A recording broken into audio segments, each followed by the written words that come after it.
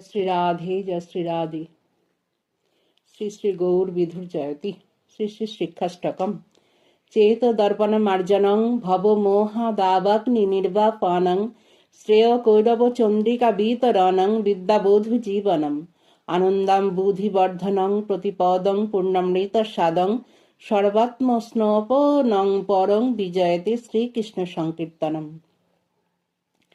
কলি পাবনাবতার শ্রী শ্রী শ্রীকৃষ্ণ চৈতন্য মহাপ্রভুর অবতরণের একটি অন্যতম কারণ বিশ্বমানবকে ব্রজপ্রেম দান করে ধন্য বা কৃতার্থ করা। নিজ গুরু কার্য তোমার প্রেম আস্বাদন আনুষঙ্গে প্রেমময় কইলে ত্রিভুবন। এই দুই কার্যেই তিনি প্রকট কালাবধি বিব্রত ছিলেন। নদিয়ায় সংকীর্তন প্রচারে যত্রতত্র নাম প্রেম দান পার্ষদগণের প্রতি আদেশ যাহা তাহা প্রেম ফল দেহ জারে তারে। সন্ন্যাসের পর দাক্ষিণাত্য পরিভ্রমণে ও ব্রজ আগমনে ভারতের সর্বত্রই প্রেম প্রদান করেন। এমনকি ঝাড়িখণ্ড পথে সিংহ ব্যাঘ্রাদি বন্য জন্তুসমূহকে বৃক্ষ লতাদিকে পর্যন্ত প্রেম দানে ধন্য করলেন মহাপ্রভু। অবশেষে ৮৮ বর্ষ নীলাচলে অবস্থান করে অবতরণের গুরু কার্য শ্রী রাধারানীর প্রেম রসাস্বাদনে বিহ্বল হলেন। সুতরাং পরবর্তীকালের জীবকুলের নিমিত্ত গ্রন্থাদি লিখে প্রেম প্রচারের তার অবকাশ ছিল না। এ কার্য তিনি শ্রীরূপ সনাতনাদি গোস্বামীপাদগণকে স্বয়ং শিক্ষা দিয়ে তাদের দ্বারাই সম্পন্ন করলেন।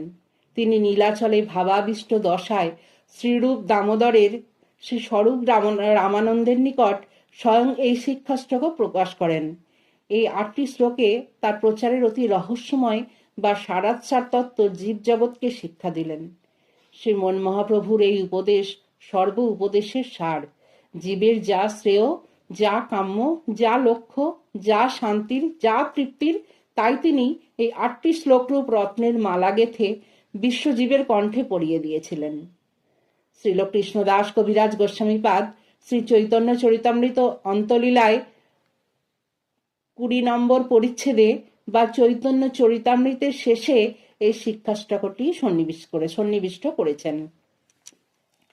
প্রথম শ্লোকে প্রভু বলেছেন, যা চিত্ত দর্পণ মার্জনকারী সংসার মহাদাবানলের নির্বাপক, মঙ্গলরূপ কুসুম বিকাশের চন্দ্রিকা, যা বিদ্যাবধূর প্রাণস্বরূপ, যা আনন্দ সিন্ধুকে বর্ধিত করে, যার প্রতি পদেই পূর্ণামৃতের আস্বাদন, যা সর্বাত্ম স্বপনকারী অর্থাৎ নিখিল ইন্দ্রিয় মন বুদ্ধি শুদ্ধ আত্মা পর্যন্ত সকলের পরিতৃপ্তির বিধায়ক, সেই শ্রীকৃষ্ণ নাম সংকীর্তন সর্বোৎকর্ষে বিরাজ করুন।